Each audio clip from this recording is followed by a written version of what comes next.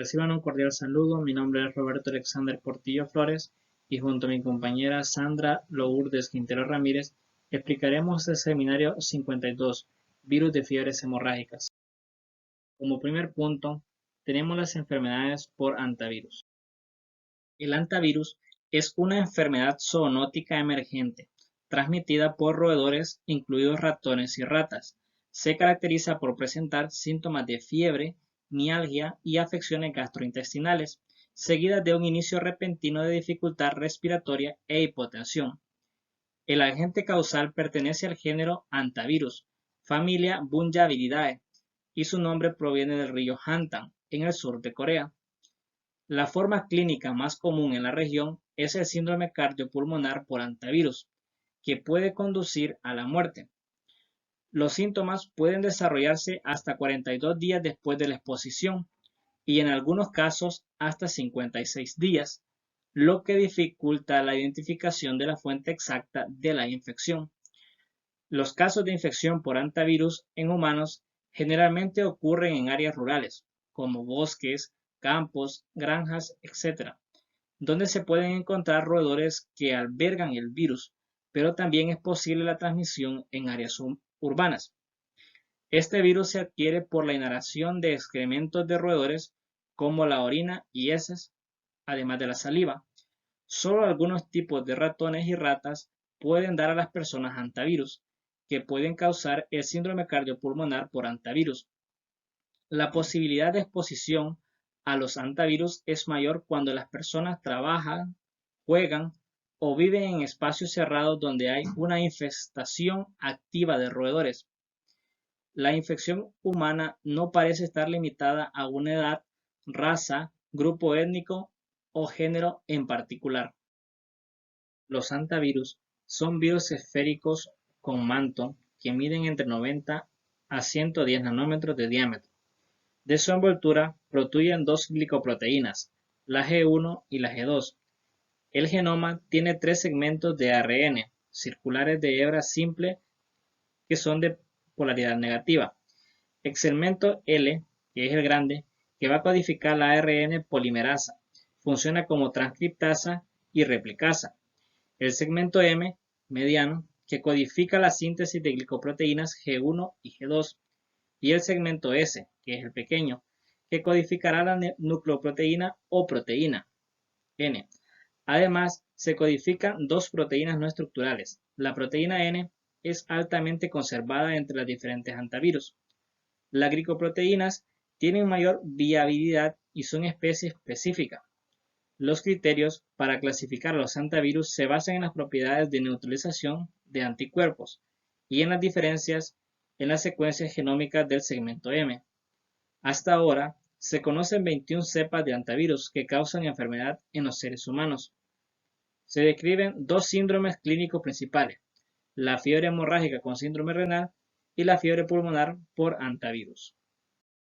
En las décadas de 1930 y 1940, los médicos rusos y japoneses descubrieron una enfermedad febril grave en los soldados de las tropas militares en el este de Rusia y en el noroeste de China, que denominaron como nefritis epidémica y fiebre hemorrágica epidémica respectivamente. En aquel entonces se sugirió que ambas enfermedades podrían tener como agente causal un mismo virus. Años más tarde, a comienzos de la década de los 50, durante la Guerra de Corea, se presentaron 3.200 casos de fiebre hemorrágica asociada a un síndrome con falla renal y una elevada letalidad en soldados de las Naciones Unidas. En 1976 se demostró que los sueros sanguíneos de los pacientes reaccionaban en pruebas serológicas con antígenos de tejido pulmonar de Apodemus agrarius.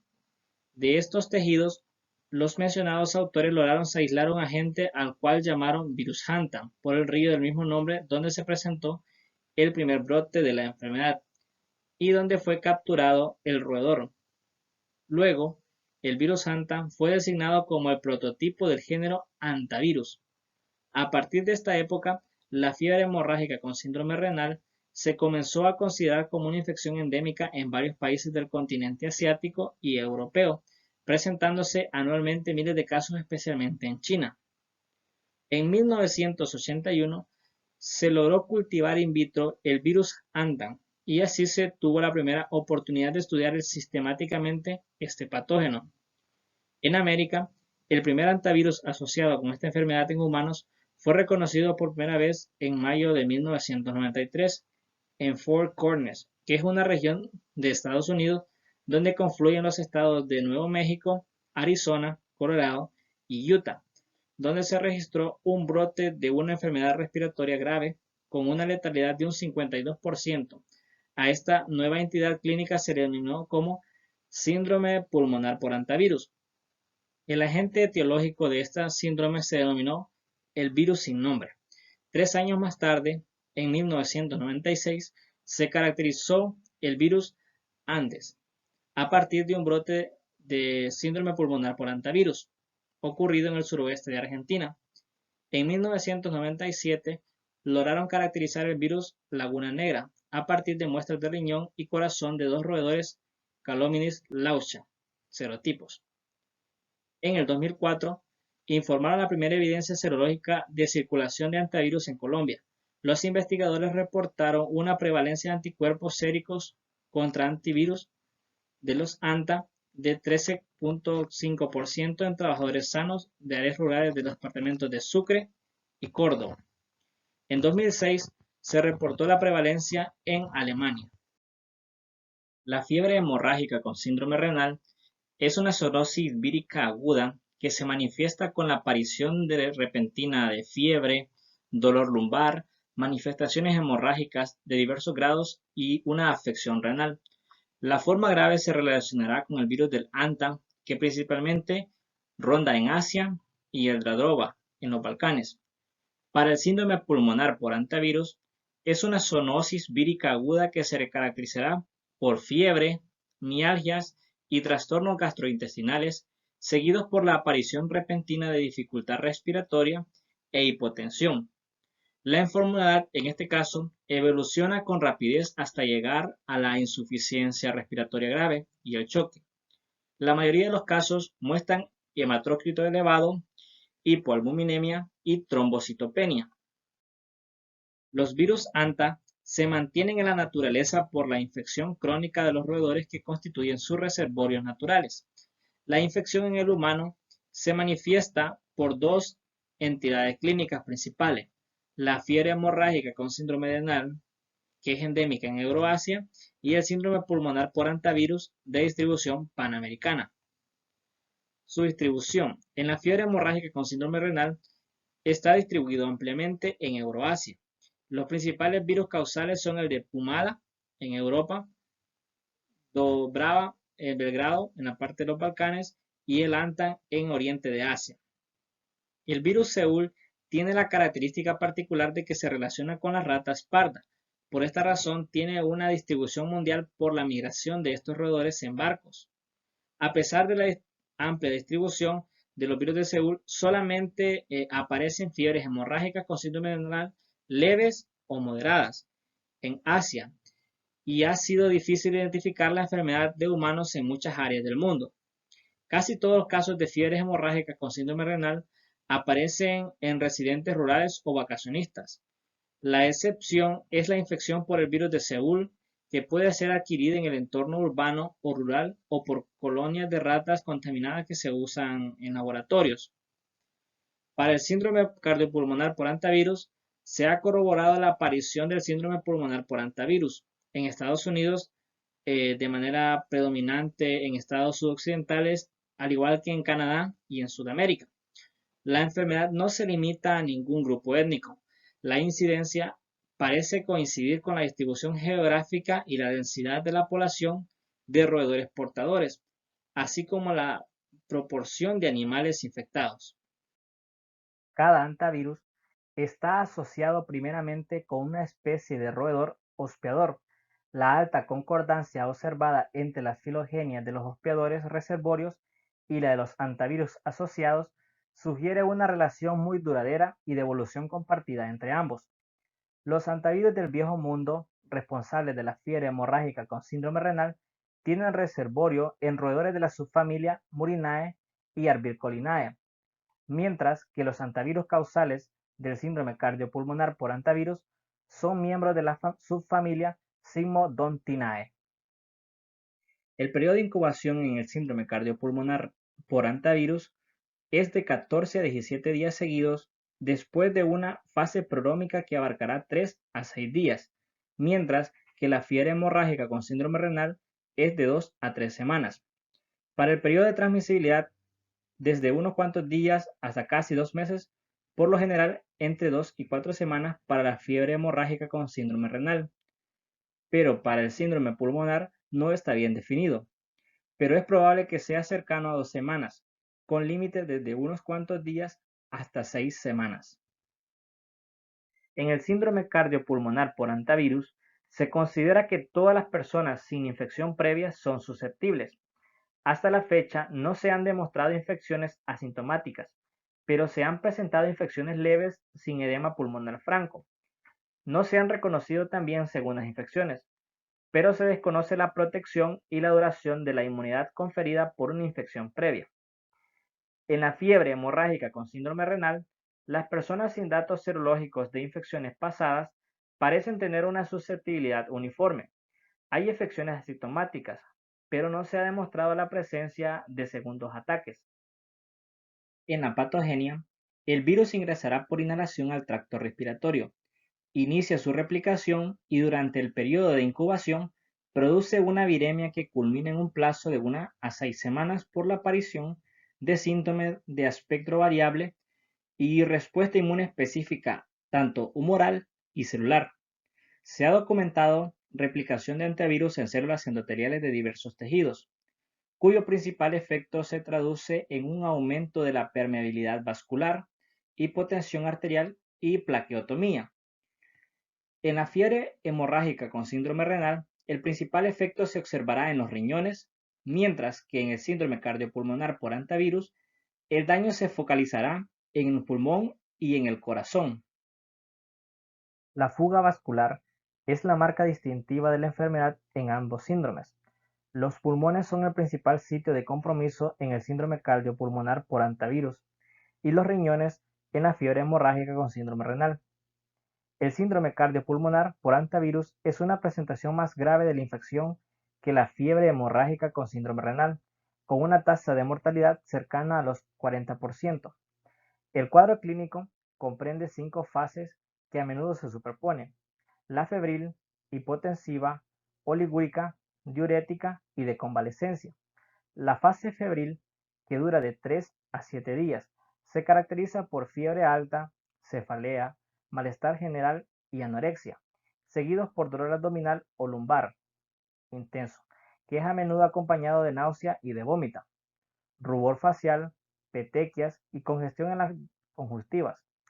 La fase hipotensiva dura desde varias horas hasta 3 días y se caracteriza por defervescencia y aparición repentina de la hipotensión, que puede evolucionar al choque y a manifestaciones hemorrágicas más evidentes.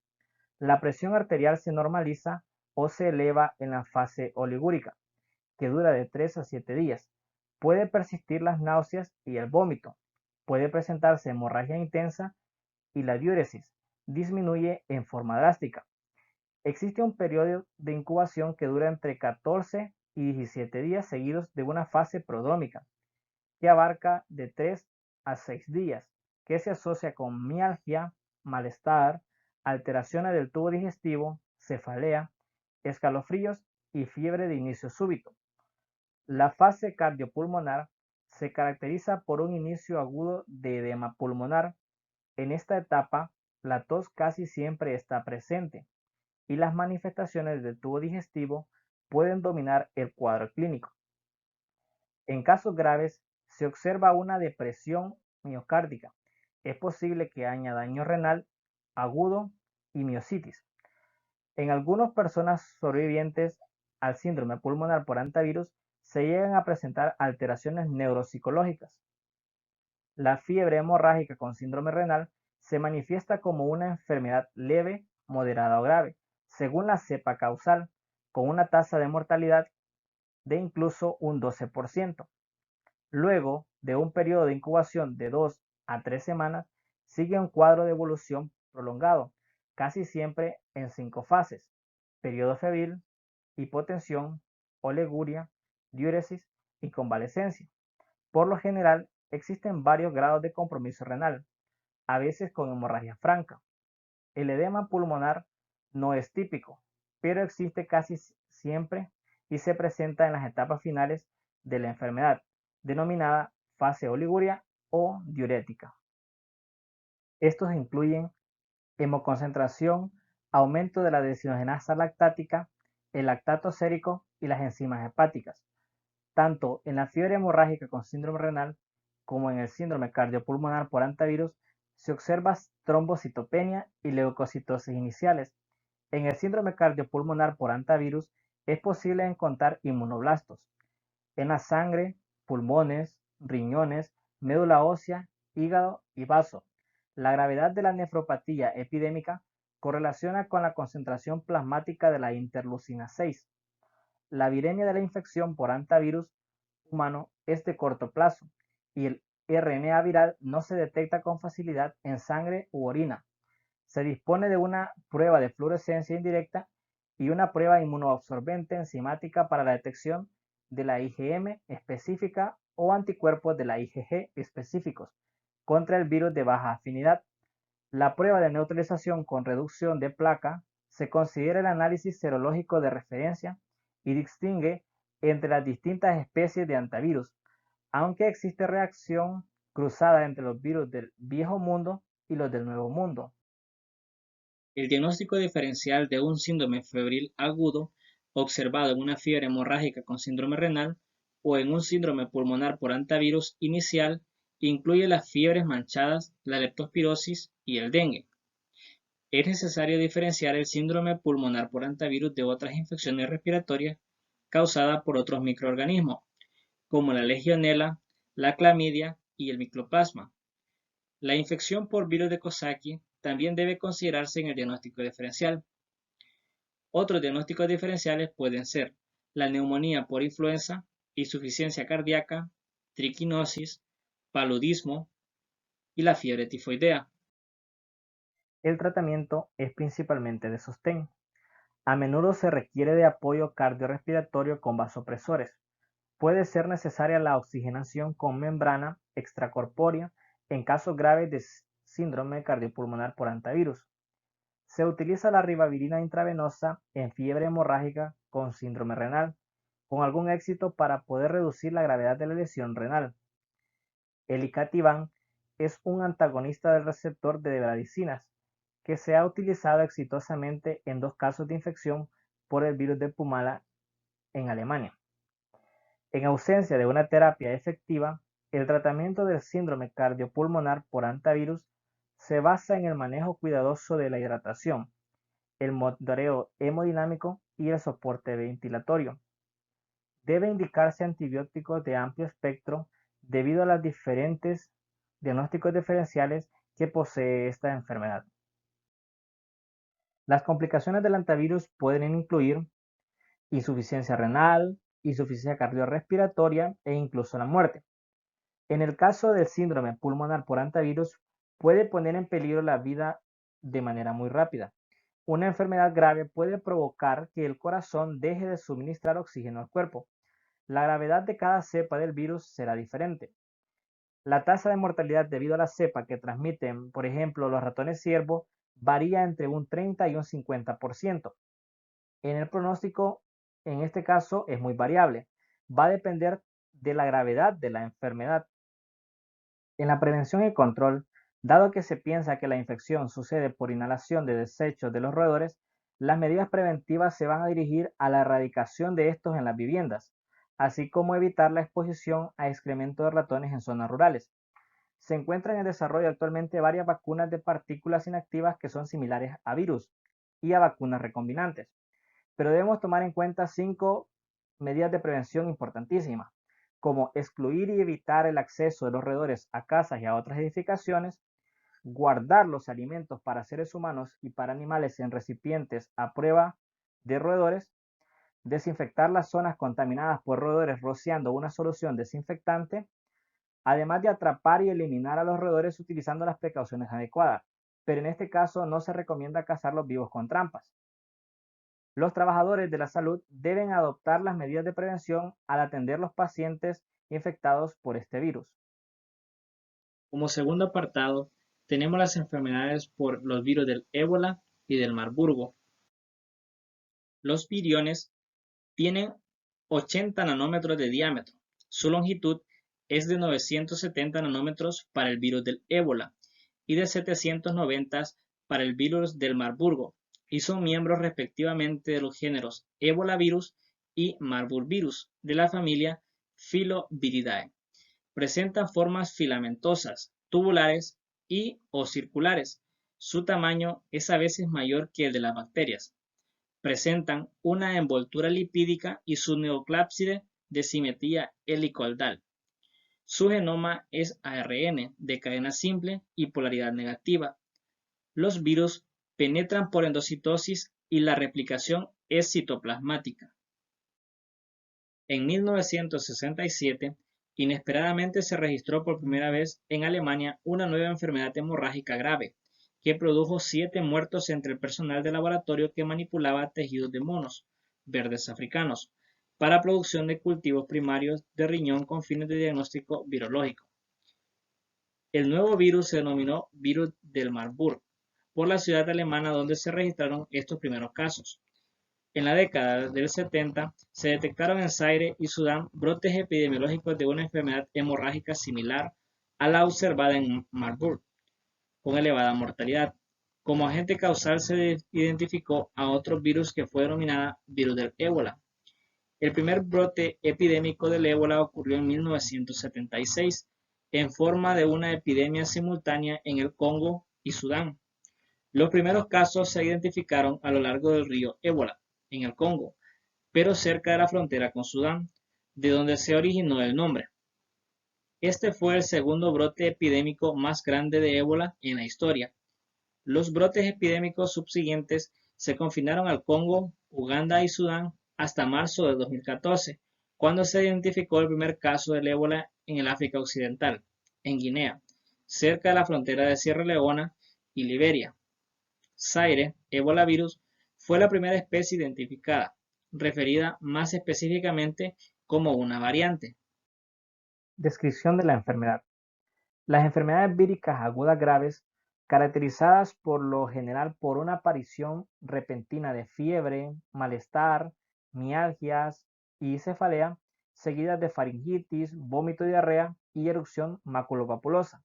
En las formas graves y mortales, la diatesis hemorrágica suele ser acompañada por una lesión hepática, insuficiencia renal, afección del sistema nervioso central y un choque terminal con disfunción de múltiples órganos. Epidemiología. Las infecciones por virus del ébola, con una excepción de restan ébola virus y Marburgo, se originan en África ecuatorial y se presentan como brotes epidémicos de cuantía en localidades semirurales. Luego del dramático accidente registrado en el personal de laboratorio de la ciudad de Marburg, donde se descubrió este virus, se han detectado escasos casos en África. Por el contrario, se han registrado numerosos brotes epidemiológicos de virus de ébola en Zaire y Sudán, con una elevada mortalidad. Los datos de estudios serológicos indican que este virus es endémico en esas áreas y que pueden existir infecciones subclínicas. Se ha sugerido la existencia de roedores reservorios, pero aún no se los ha identificado. No se han detectado artrópodos vectores. Los virus ébola se clasifican en 4 subtipos: de Sudán, Zaire, Costa de Marfil y de Reston, en Estados Unidos, donde se produjo mortalidad entre los monos, pero no hubo casos fatales en los laboratorios que se infectaron. Esto indica que puede existir cepas de menor patogenicidad para el ser humano. La frecuencia de los brotes, el número de personas afectadas y la mortalidad global dependen tal vez del agente etiológico particular, la localización geográfica y las condiciones socioeconómicas del país afectado, además de las costumbres locales. La infección se adquiere por contacto con animales muertos, en particular gorilas y chimpancé, en quienes se han observado epidemias con alta letalidad, aislándose filovirus de sus tejidos, o por contacto directo en caso de índice humano, constituyendo patología de alta diseminación familiar o nosocomial. La distribución. La enfermedad del ébola se reconoció por primera vez en 1976. El mayor brote epidémico hasta la fecha se desarrolló en Guinea, Liberia, Nigeria, Senegal y Sierra Leona. A diferencia de otros brotes, la respuesta inicial no lo contuvo en las zonas rurales donde aparece haber surgido, por lo que se propagó a través de las fronteras internacionales y llegó a las principales zonas rurales de África Occidental. En residentes de otras zonas de África subsahariana se han descubierto anticuerpos. Se desconoce su relación con las especies del virus del ébola en el Reino Unido y la Federación de Rusia se han notificado infecciones adquiridas en el laboratorio. La enfermedad por el virus del Marburgo se reconoció por primera vez en brotes de laboratorio en trabajadores que habían estado expuestos a monos verdes africanos que fueron importados desde Uganda. En el caso del reservorio aún se desconoce, a pesar de los extensos estudios que se han realizado.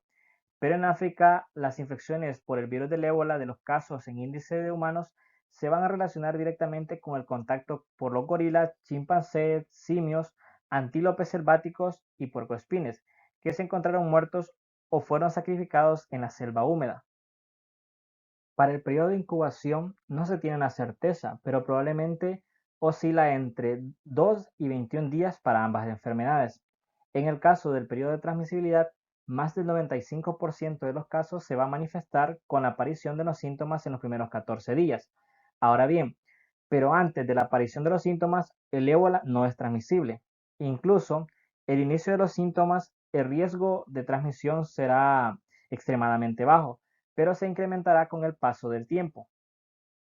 En la susceptibilidad, toda persona sin importar la edad o su sexo podría estar propenso a contagiarse con el virus tanto del ébola como del Marburgo. Vamos a seguir con lo que es la patogenia de los virus de ébola y Marburgo. El mecanismo patogénico no se conoce, estos virus son pantrópicos, es decir, que tienen la capacidad de diseminarse en numerosos órganos y producir necrosis. Se postula lo que es un daño endotelial que conduce a aumento en la permeabilidad vascular, seguido de hemorragias y shock.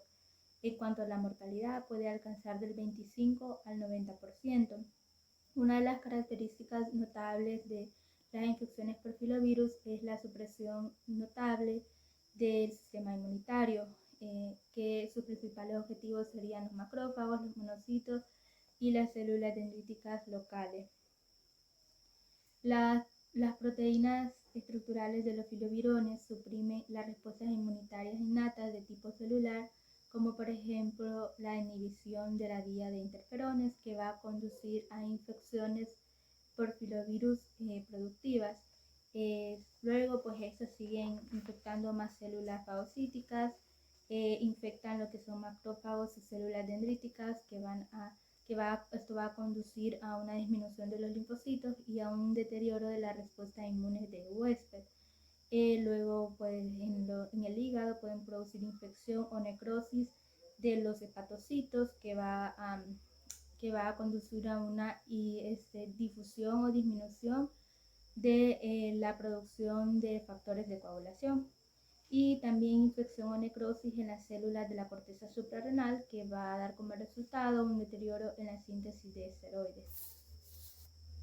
En cuanto al cuadro clínico, los síntomas para ambos virus son similares.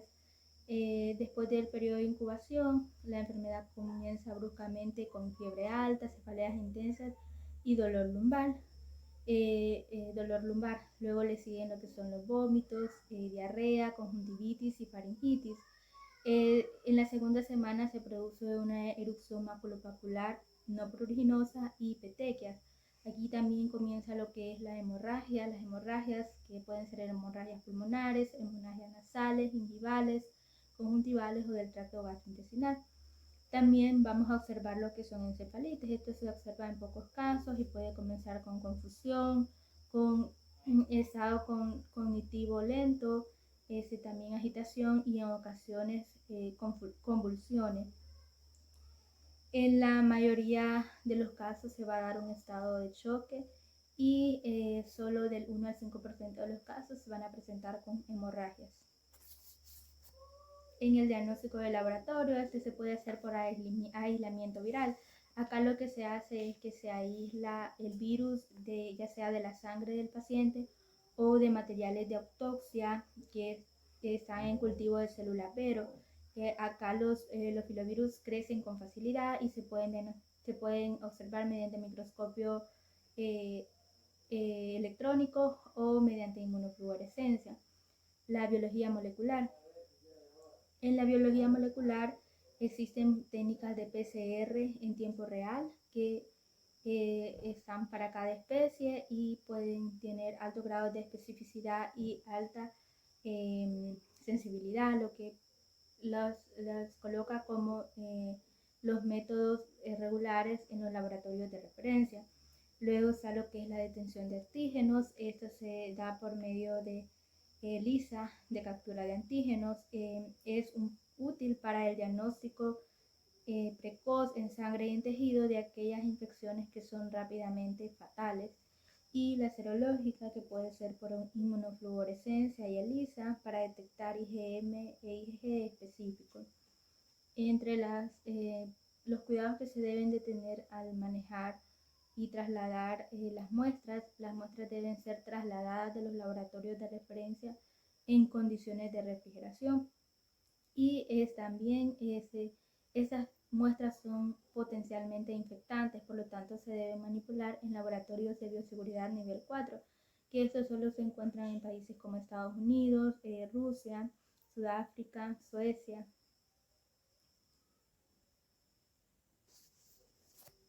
Diagnóstico diferencial. Las etapas tempranas, es decir, cuando se inicia lo que son los síntomas, esto se puede confundir con paludismo, fiebre tifoidea y otras enfermedades virales. Al desarrollar síntomas intestinales se puede confundir con hepatitis viral, toxinas, leptospirosis y enfermedades porriquechas. Etapas avanzadas pueden ser enfermedades bacterianas, virales y parasitarias, incluyen el cólera y en los niños el rotavirus, que cuando se produce con gastroenteritis grave. Cuando se dan las manifestaciones hemorrágicas, ya cuando se dan lo que son las hemorragias, cuando se presentan lo que son las hemorragias, la primera sospecha sería el ébola, pero esa también puede estar asociada con leucemia, con púrpura trombocitopenia trombótica. En el tratamiento de las infecciones por ébola y Marburgo es de completo apoyo, ya que no existen ni antivirales ni vacunas que estén eficazmente comprobadas, aceptadas y aprobadas para su uso. El único caso es en Rusia, que se usa el concentrado de inmunoglobulínico equino hiperinmunitario, que su único uso es para las emergencias de casos de infecciones en los laboratorios. Las complicaciones. Las complicaciones más comunes incluyen choque hipovolémico y falla de múltiples órganos. Acá en las complicaciones se debe tener muy en cuenta que las infecciones por filovirus provocan una inmunodepresión profunda y esta puede ocasionar infecciones secundarias, por lo tanto se debe manejar de manera apropiada y en fases tempranas. Otro tipo de situaciones pues es el embarazo y el parto. Estos pueden ocasionar complicaciones graves e incluso mortales por infecciones de filovirus, ya que se consume mucho el factor de coagulación y a veces se dan hemorragias intensas durante el parto. El pronóstico. Por los infecciones por filovirus, casi nunca es alentador, aunque va a depender del virus particular que produjo la infección. Acá puede ocurrir de manera ocasional que En pacientes que estén aparentemente sanos, que ya hayan contado con lo que es el virus, este se vuelva a reactivar por mecanismos desconocidos o algunos pues se postula que podría ser por transmisión sexual. Por eso se recomienda a las personas que han sido portadoras del virus que usen condón o que se abstengan de actividades sexuales por lo menos 90 días después de haber terminado el cuadro clínico. El pronóstico va a depender de la persona, de la exposición y también de las características clínicas.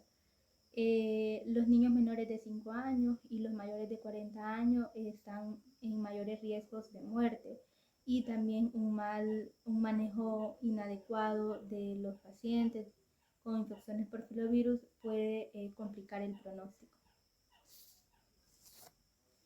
La prevención y el control están orientados para los pacientes y sus contactos, ya que la vía de transmisión de persona a persona se da por medio de contacto, ya sea indirecto o directo, de líquidos corporales del paciente.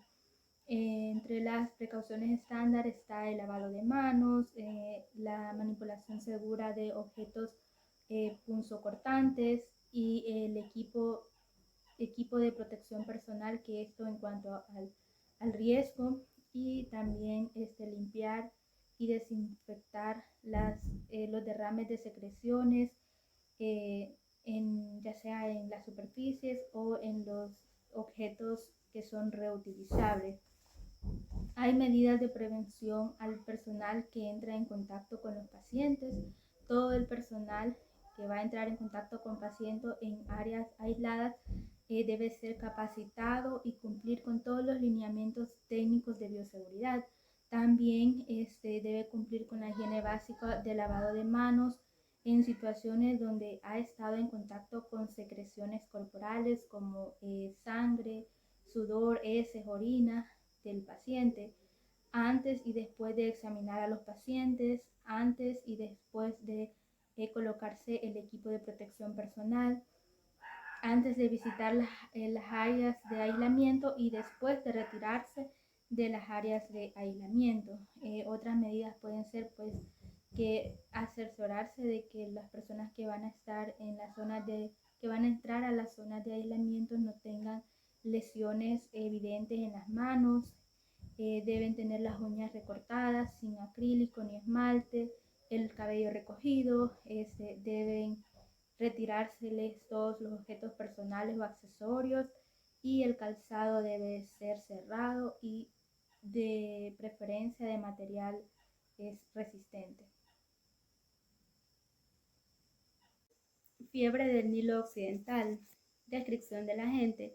La partícula viral es esférica, esta mide alrededor de 50 nanómetros de diámetro, contiene una envoltura lipídica que deriva de las células hospedadoras. La nucleocapside contiene RNA de cadena simple y de polaridad positiva, que contiene alrededor de 11.000 nucleótidos que se insertan en una envoltura donde se encuentran las proteínas de envoltura y membrana, que son responsables de importantes propiedades virales como el rango de hospedador, el tropismo tisular, la replicación y ensamblaje viral y la estimulación de células B y T para el desarrollo de la respuesta inmune. Se desarrollaron análisis filogenéticos de las secuencias del genoma de los virus procedentes de diferentes localidades geográficas que revelaron la existencia de dos linajes genéticamente diferentes.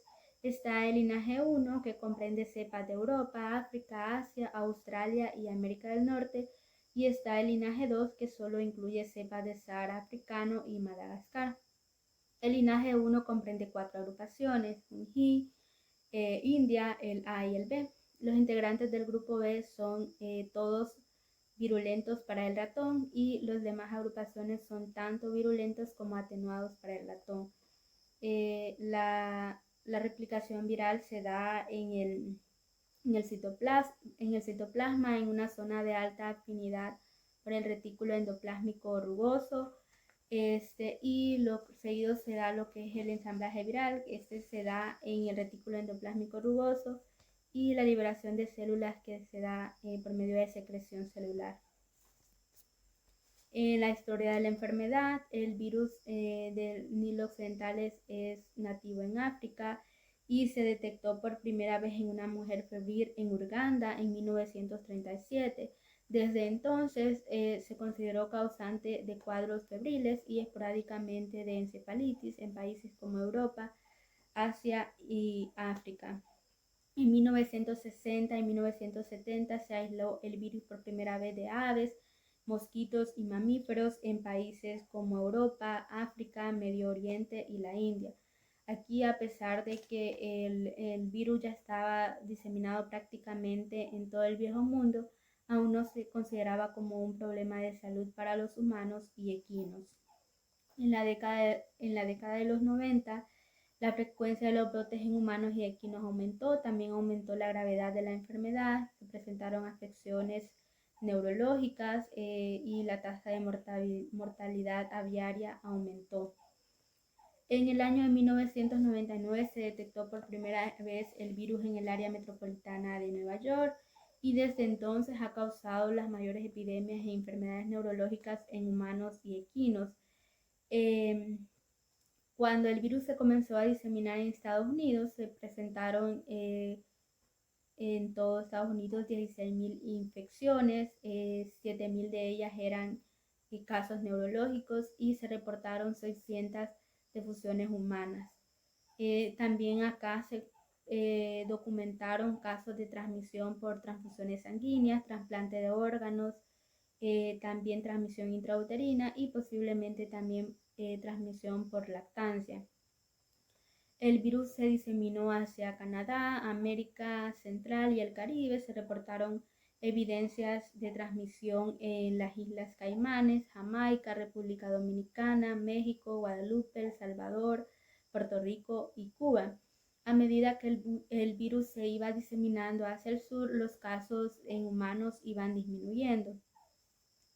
Esto podría haber sido debido a fallas en el reconocimiento de las diferentes formas clínicas o también a la realización de diagnósticos serológicos en áreas donde circulan otros flavivirus.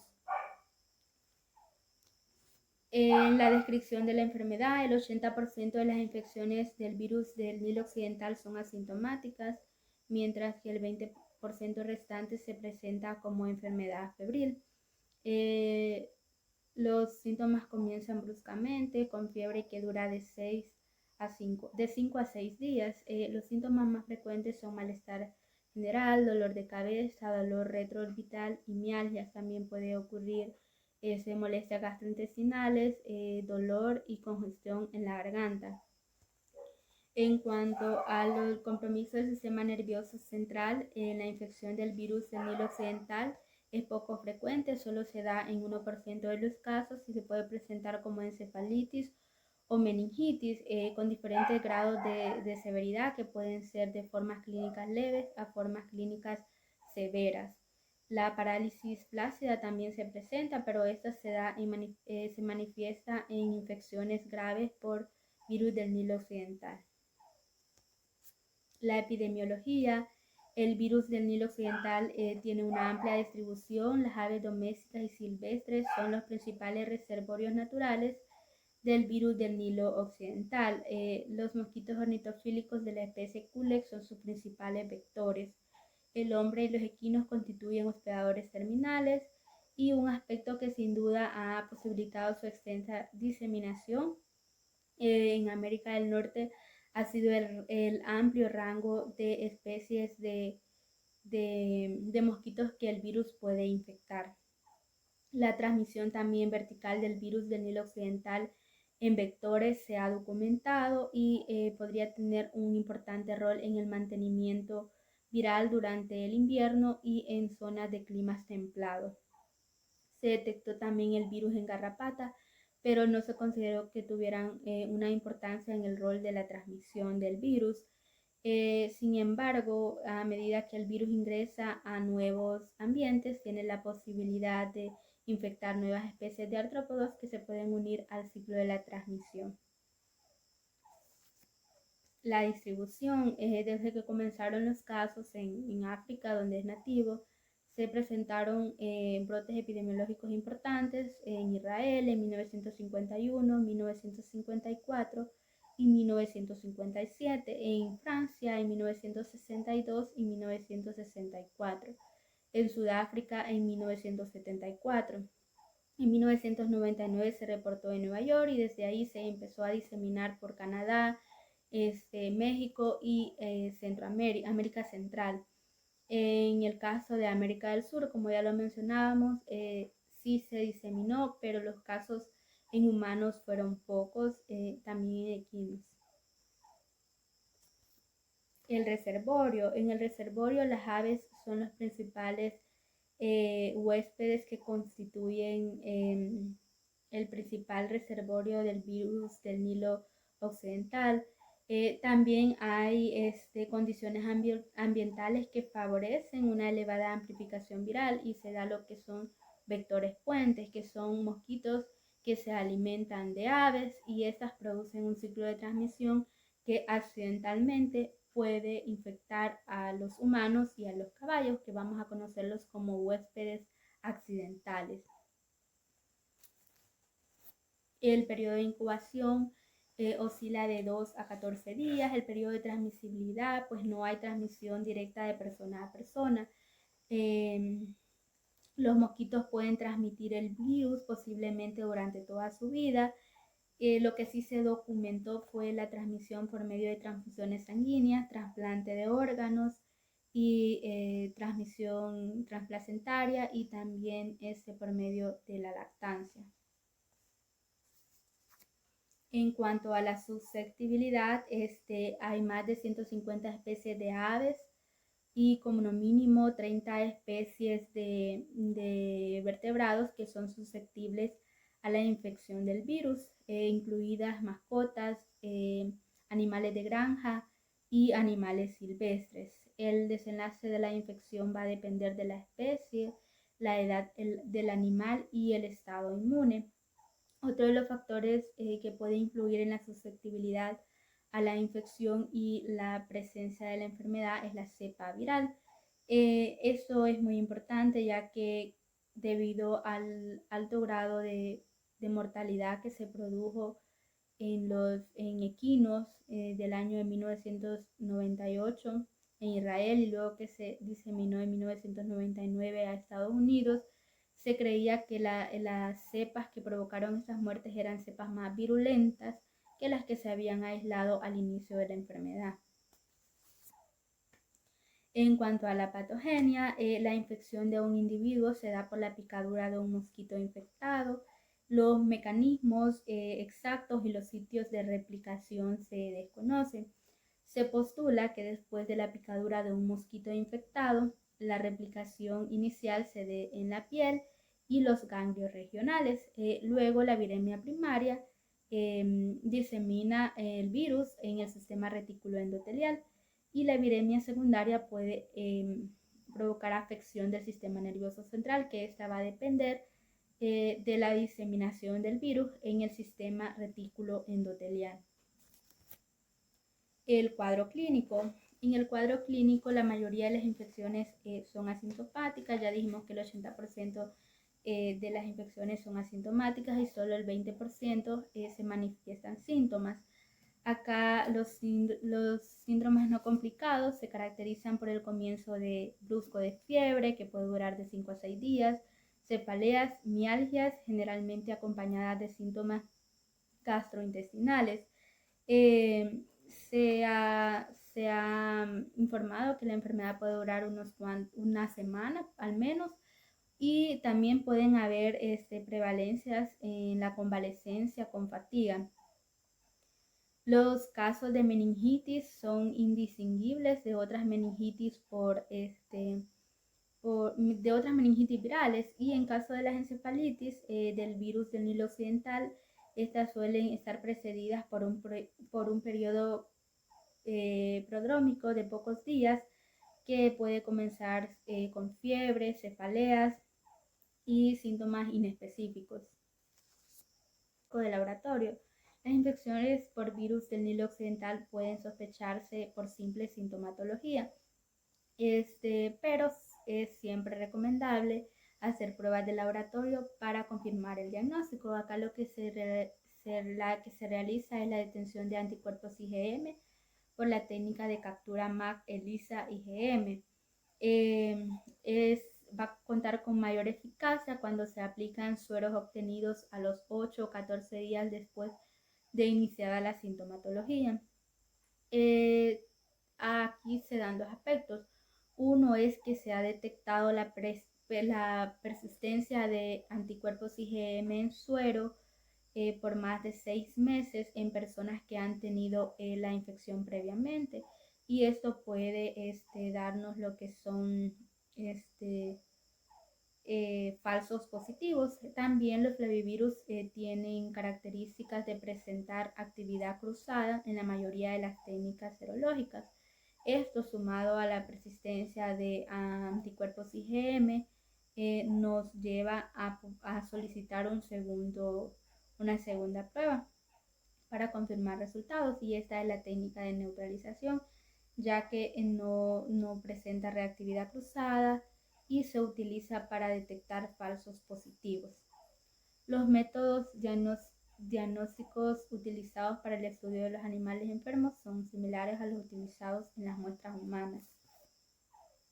El diagnóstico diferencial puede ser por encefalitis por rabia, alfavirus, mielencefalitis protozoaria, herpes equino tipo 1, botulismo o meningoencefalitis. El tratamiento, pues no hay tratamiento específico disponible. Los agentes antivirales que se encuentran en estudio integran las 3 categorías, que son los análogos de la purina y pirimidina, los interferones y la inmunoglobulina. En cuanto al tratamiento, todos aquellos pacientes que tienen meningoencefalitis deben ser hospitalizados para recibir un tratamiento de sostén, ya que es la mayor causa de muertes. En estos casos se puede producir encefalitis que causan una difusión neuronal, un fallo respiratorio o edema cerebral. En las complicaciones, lo que son las encefalitis, las secuelas y la muerte son más frecuentes en los ancianos, en los diabéticos y los hipertensos. Personas también que han tenido un daño previo del sistema nervioso central. Además de esto, también se dan secuelas motoras cognitivas, que pueden ocurrir temblores, anomalías leves de las capacidades motores y pérdida de las funciones ejecutivas. El pronóstico: las personas con infección leve por virus del Nilo Occidental estarán bien después del tratamiento. Los únicos que serían de peligro son las personas que tienen casos graves de la infección, que ya cuentan con afecciones neurológicas, y estas les pueden causar daño cerebral y también la muerte. La prevención y el control. No hay vacuna disponible para uso humano. La efectiva prevención de las infecciones del Nilo Occidental se basa en el desarrollo de programas integrados de vigilancia de arbovirus, ya sea mediante su eliminación o mediante mediante la detención de los criaderos de mosquitos. Otra de las recomendaciones que se da generalmente, pues, es que se eviten las actividades al aire libre cuando hay más incidencia, donde está la época donde abundan los mosquitos, y si se dan pues este tipo de actividades, se debe usar ropa adecuada que cubra las manos, que cubra los pies. También el uso de repelentes. Hay que usar repelentes con permetrina, que son los recomendados en este caso.